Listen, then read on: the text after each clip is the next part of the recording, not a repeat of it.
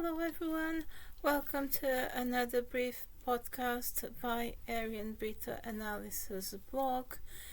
If you're not familiar with me, please check my previous blog posts at www.arianbritoanalysis.org.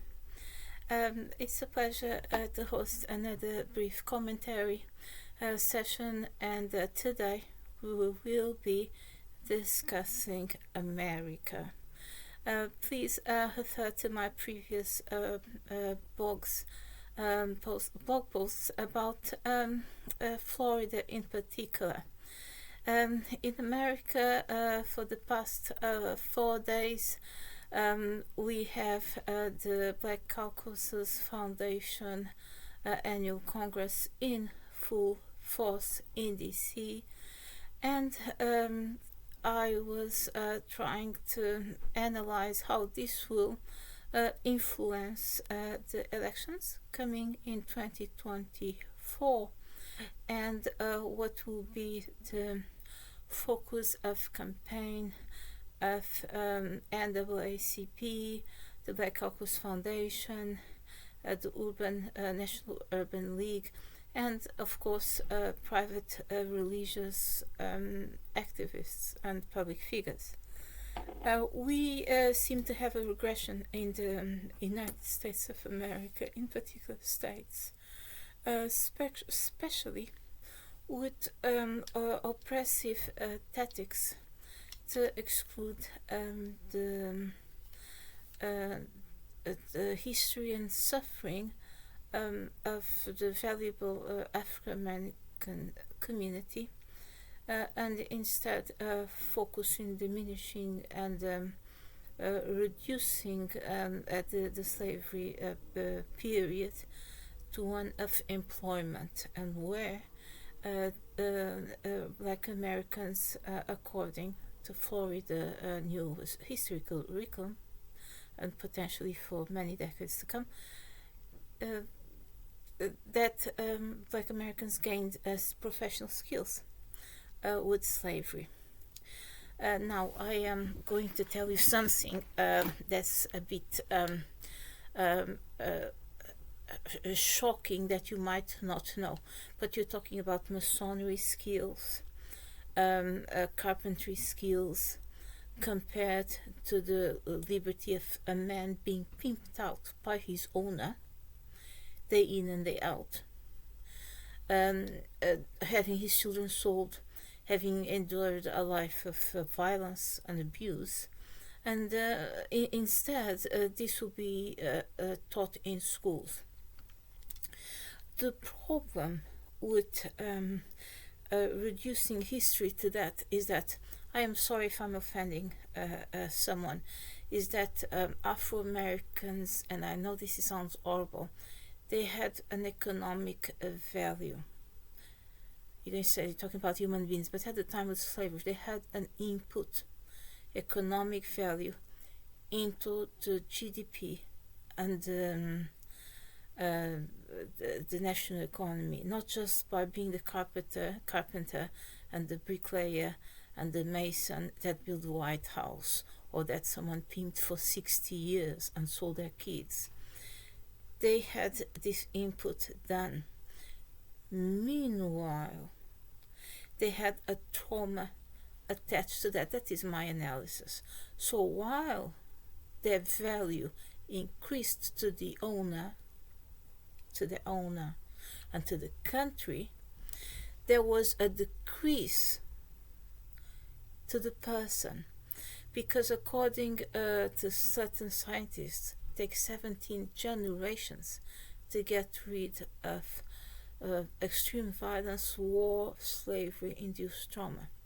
So that period of time, we're not talking about second, third generation. We have people in the Black Caucasus saying that their grandparents were slaves, were born slaves, etc. So we're talking about a decreased value in the community, which still exists today. And history is not just about, oh, this was good, this was bad. It's also about employing interdisciplinary sciences to explain the present. And that to me would be economy, would be the GDP, would be sociology, would be trauma awareness, would be oppressive, repressive and predatory tools used by local and national institutions. And right now it seems federal institutions, because we also are talking in Florida of the discussion and layout of new voting borders. So you would have to consider Jacksonville voters in new terms. Now, what I am supposing that will happen now is that the NAACP, the Black Caucus Foundation, the National Urban League and other grassroots organizations, they will work in group to minimize the disfranchising of the population, the Afro-American population, at the same time to make sure that they are located at voting polls that will not change in the last minute or not make ridiculous demands like asking for a 16-year-old voter or 18 voter for an ID or extra proof of ID, etc. Now, we have another problem in Florida, which I think is very important to touch, and I already mentioned in my previous article about this, is that I don't know if the NAACP and Urban League and the Black Caucus Foundation will be addressing this, but is the historical way in which votes are casted out, are excluded, are cancelled, and go missing. And there has been an extreme work around this area, and the extreme work that has been done and published focused not only on the votes that were casted, the votes that disappeared, and how the votes were cancelled. For example, when it was announced that Al Gore had won in Florida, and there was actions, there was precipitation, there were further legal actions, and we ended up with what? President Bush Jr. as President of the United States. Because there is this dangerous historical pattern of a mosaic who can shift into a puzzle that can actually turn into a dead-end labyrinth, I assume that that is the main reason that the Black Caucus Foundation so well is represented at the highest level in the legal field. I was going through the profiles of the lawyers debating today in Washington. They were debating, if I might just lose the camera here, they were debating about how can they uphold democracy while protecting the vote. I believe the panelists today, the solicitor name, the lawyer name, one of the famous lawyer names is Adebeji, I believe Adebeji, and he looks so he has a Nigerian name, but is clearly half American as well. He looks like one of my sons, actually, my youngest son. And we have another strong host of legal debates, which she was involved in campaigning for voting rights in the infamous year of 2014.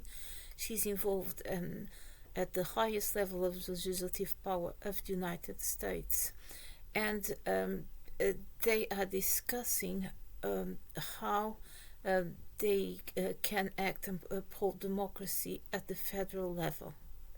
And in this case, obviously, will be Florida, especially because of Jacksonville. I am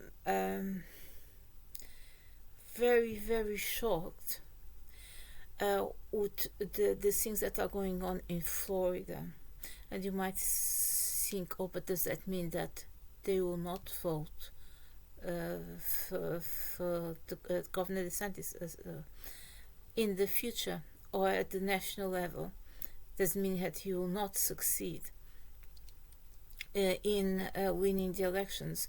It does not mean that, but he'll have to go through eliminating Trump, which basically his own party is already eliminating him, because President Trump was relying on the fact that he done what he done without culpa, no mea culpa.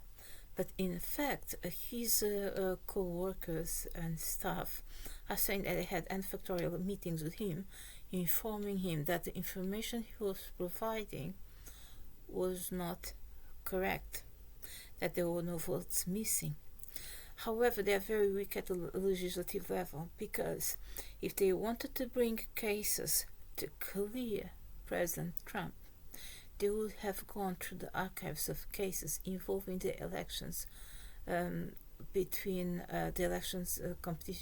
between Al Gore and President Bush, and how votes were missing, how lawsuits were brought, how there was many vehicles of misinformation reaching Al Gore and reaching President Bush.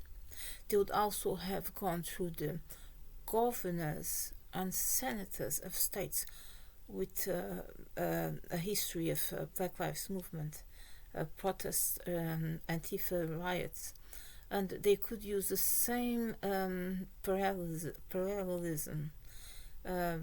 They could use the parallelism of the President Trump speeches with the Democrats, governors and senators speeches before the riots, the Antifa riots, and before the protests. So I believe that not only his legal team is very weak, but also the Republicans are not quite seeing how President Trump would be valuable for them in 2024, because they are not quite following what's going on in Florida, which is appalling. Florida will unavoidably become the next Chicago because of the violent, racist tactics that are being employed against Afro-Americans, like they were employed in Chicago, mainly by the exclusion of career progression and opportunities, and financial means for the youth and young men. And I believe that it is just a matter of time that they'll realize that this will not take anywhere. Just look at Brazil. They had all these mixed race kids on the street, all these prostitution hubs in the 80s and the 90s, and thinking that these kids would become drug addicts, this and that. They became the most violent criminals in Brazil, and it attracted terrorism at international level, and now Brazil is what it is. So racism and exclusion and leaving the children without fathers, and using the justice system like Florida is using to send Afro-Americans away and give job to Europeans, first and second generation Europeans, is ridiculous. It's even embarrassing to the United States, considering the slavery history. And I feel that is a clear sign that people who are in